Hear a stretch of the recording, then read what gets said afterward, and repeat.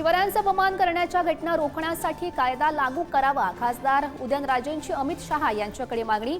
Cinematic लिबर्टीमुळे होणारे गैरसमज टाळण्यासाठी सेन्सॉर बोर्ड स्थापन करण्याचीही केली मागणी. शिवरायांचा अपमान करणाऱ्याला टकमक टोकावरून ढकललं पाहिजे. मुख्यमंत्री देवेंद्र फडणवीस यांचं वक्तव्य. महापुरुषांचा अपमान सहन करणार नाही, मुख्यमंत्र्यांचा इशारा.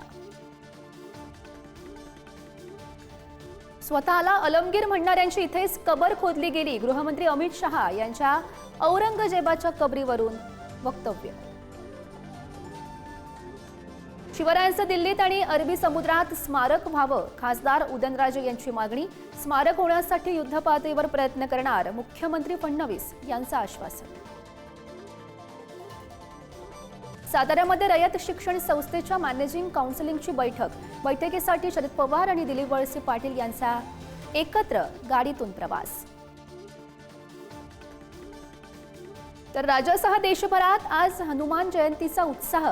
पहाटेपासूनच मंदिरांमध्ये दर्शनासाठी भाविकांची गर्दी. राज्यभरात विविध धार्मिक कार्यक्रम आणि शोभायात्रेचंही आयोजन. संगमनेर शहरात हनुमान जन्मोत्सवाला गालबोट. हनुमानाचा रथ ओढण्याच्या मान अपमानावरून धक्काबुक्की. मंदिर संस्थान आणि ढोलताशा पथकामध्ये राडा.